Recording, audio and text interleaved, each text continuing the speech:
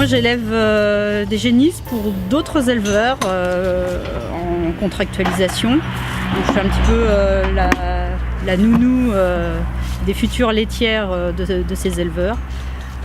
Voilà, donc actuellement on a contractualisé pour élever environ 220 génisses et l'objectif à terme c'est d'atteindre un effectif de 350 à 400 génisses. Sandra Roupnel a opté pour les niches collectives 4 étoiles de Beiser Environnement. Une bonne case collective, alors c'est à la fois une case qui soit facile à vivre au quotidien pour l'éleveur, puisque je dirais que c'est un peu l'inconvénient du plein air, c'est qu'on ne travaille pas toujours dans les meilleures conditions, donc il faut quand même du matériel qui soit pratique, facile à utiliser, facile à nettoyer. Puisque le deuxième aspect, c'est vraiment pour moi l'aspect sanitaire, puisque ici j'ai des animaux qui proviennent de 4 élevages différents. Et voilà, il faut qu'on puisse gérer des petits lots d'animaux, bien désinfecter le logement, et puis avoir vraiment les croissances optimales. Voilà. Un des gros atouts de cette niche collective, ce sont les portes-sautétines qui me permettent de garder les veaux en allaitement aux sautétines jusqu'au sevrage. Donc les animaux ont chacun leur seau. Au moment de l'abreuvement, je retourne simplement les seaux, je verse le lait. Et puis ensuite, une fois qu'ils ont bu, je retourne, je nettoie, j'ai toujours un tuyau à eau pour nettoyer les seaux. Une fois que les veaux sont sevrés, on a la possibilité de basculer les porte-sautétines pour qu'ils ne soient pas gênants et accéder aux seaux ou aux auges qui se situent en dessous relativement facilement. L'objectif, c'est qu'ils y passent 4 mois à peu près, puisqu'ils arrivent dans les niches collectives à l'âge de 5 semaines, après avoir passé quelques semaines en niche individuelle. Et ils vont y rester jusqu'à l'âge de 5 mois environ. Après, ils commencent à devenir trop gros pour la niche et pour le matériel. Donc on les passe en stabulation. L'été, je les sors encore plus vite des niches collectives puisqu'on fait une mise à l'herbe autour de 130-140 kg. Il y a un turnover plus rapide dans les niches collectives.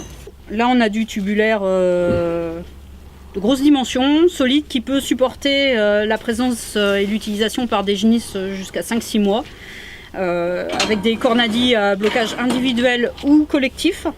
Ça, c'est plutôt pratique en cas de soin sur un animal. Les niches arrivent en kit. Le montage est assez simple et se fait avec une simple perceuse. Donc il faut percer pour monter la fenêtre coulissante, le râtelier et les supports de la cour sur la niche. Et ensuite, tout se fait par un simple jeu de montage avec des baguettes qui permettent d'emboîter les éléments. Alors là, ce qui n'est pas encore monté sur celle-ci, ce sont les aérations et le crochet de levage et la fenêtre au fond. Voilà. Donc ce matin, en 1 heure, le salarié, il a fait tout ça. Il n'a pas eu le temps de... Voilà. Je pense qu'il lui aurait fallu 1h30, quoi. Alors, les niches sont équipées de fenêtres coulissantes, telles que celle-ci, qui permettent un accès direct au râtelier pour pouvoir mettre le fourrage matin et soir dans les niches, ce qui est très pratique et qui permet aussi de laisser une aération, un courant d'air l'été quand il fait très chaud à l'intérieur des niches. Livré avec les niches, on a des grilles de séparation qui permettent de bloquer les animaux soit à l'intérieur, soit à l'extérieur de leur aire de vie.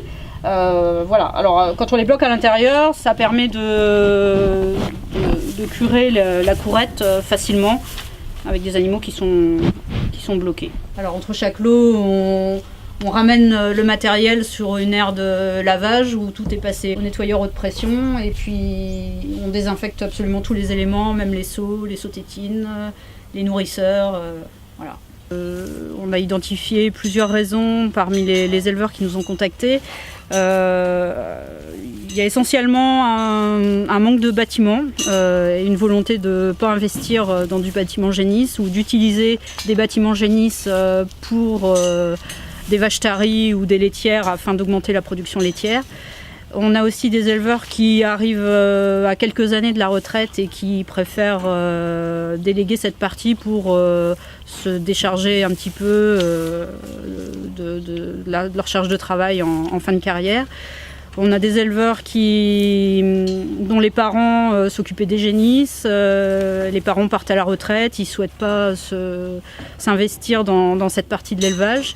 Et puis d'autres qui ont préféré investir dans d'autres activités comme la transformation et vraiment se focaliser sur la traite des vaches et la transformation et ne plus avoir le souci d'élever les génisses.